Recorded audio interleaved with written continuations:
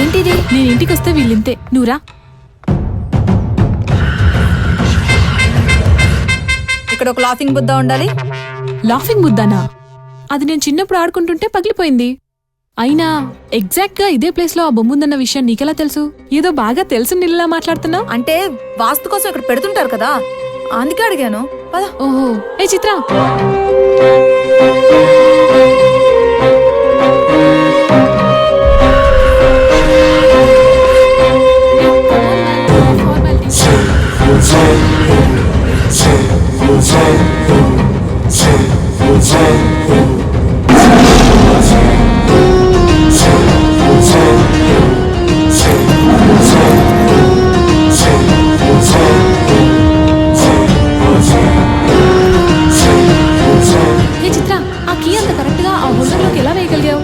కొందరికి కొన్ని అలవాట్లు పుట్టుకతోనే వస్తాయి.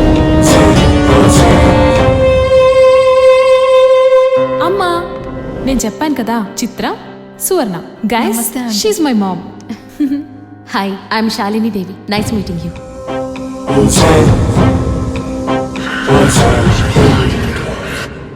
మీ గురించి అమ్మాయి చెప్పింది. తన్ని చాలా బాగా చూసుకున్నారని. నేను లేకుండా ఒక్కరోజు కూడా తను ఇప్పటిదాకా ఉన్నదే లేదు. అలా ఇన్ని రోజులుందంటే ఆశ్చర్యంగా ఉంది. మీ వాకింగ్ స్టైల్ చూశాను. మంచి రాజసం ఉంది తెలుసా మీలో?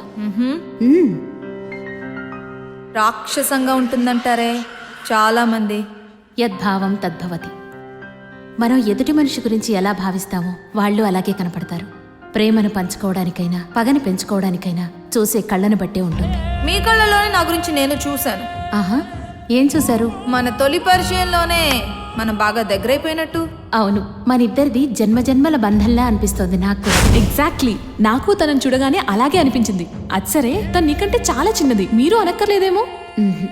పిలుపు అనేది వయస్సును బట్టి కాదు, వర్చస్సును బట్టి వస్తుంది. అవును చిత్ర, మీరు వైజాగ్ నుంచి వచ్చానని చెప్పారు.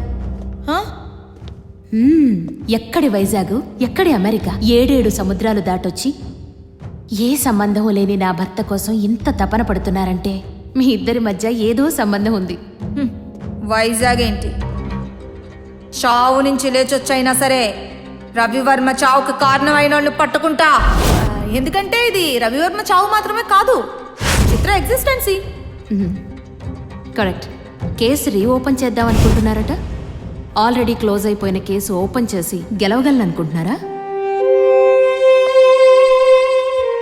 గెలుపు ఓటమి ఆడదాని లాంటివి. గెలుపు మనసిచ్చిన ఆడదానిలా ఒంటరిగా వచ్చి ఏకాంతంగా ఓటేసుకుంటుంది. కానీ ఓటమి మాత్రం మనసిరిగిన ఆడదానిలా నలుగురిలో చెంప పగ్గలగొడుతుంది. చూద్దాం మనసిచ్చిన ఆడదొస్తుందో మనసిరిగిన ఆడదొస్తుందో. Okay, all the best. ఈ విషయంలో మాత్రం చిత్రకి నా ఫుల్ సపోర్ట్. ఆడపిల్లలు ఎప్పుడు తండ్రికే సపోర్ట్ కదా. అదే తన తండ్రి కేసు కదా, సపోర్ట్ ఇవ్వాలి.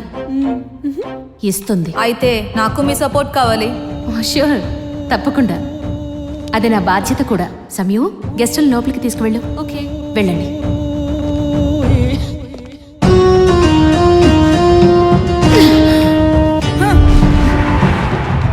చూసారా మేడం, చిత్ర అనే ఒకటి వైజాగ్ నుంచి వచ్చి రవివర్మ కేసు అవుతుందని ఎప్పుడో చెప్పాను, వెయిట్ చేయమన్నారు. ఇప్పుడు చూడండి ఇంటి వరకు వచ్చింది. అప్పుడే దాన్ని ఏదో ఒకటి చేసుంటే ఇంత దూరం వచ్చేదే కాదు. అయినా దీనికి రవివర్మకున్న సంబంధం ఏంటో నాకు అసలు అర్థం కావట్లేదు. పిచ్చోడా, చిత్ర రవివర్మ చావు గురించి వెతుక్కుంటూ రాలేదురా. రవివర్మే తను. ఆ నడకలో, ఆ మాటలో అణువణువునా నీకు రవివర్మ కనపడ్డలేదా?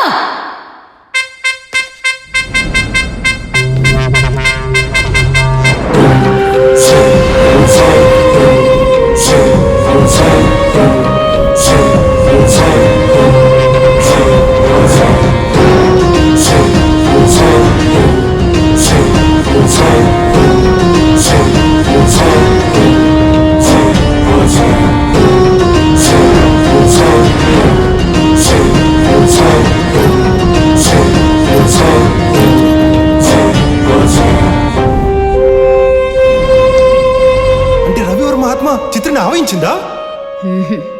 ఆత్మ ఆవహించాలనుకుంటే ఇన్నేళ్లు పట్టదురా రవీంద్ర. రవివర్మే చిత్రలా ఆవిర్భవించాడు. గెలుపు ఓటమి ఆడదాని లాంటివి. గెలుపు మనసిచ్చిన ఆడదానిలా ఒంటరిగా వచ్చి ఏకాంతంలో వాటేసుకుంటే, కానీ ఓటమి మాత్రం మన సిరిగిన ఆడదానిలా నలుగురిలో చెంప పగలగొడుతుంది. రవివర్మ పునర్జన్మే చిత్ర. రవివర్మ తన్ని చంపిన వాళ్లను, అంటే నన్ను చంపడానికి చిత్రలా మళ్ళీ పుట్టాడు. I love you. Happy birthday Ravi Varma.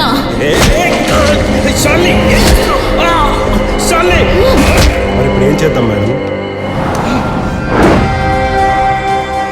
అర్థమైంది, మీ చేతుల్లో చావడానికి మళ్ళీ పుట్టాడనమాట.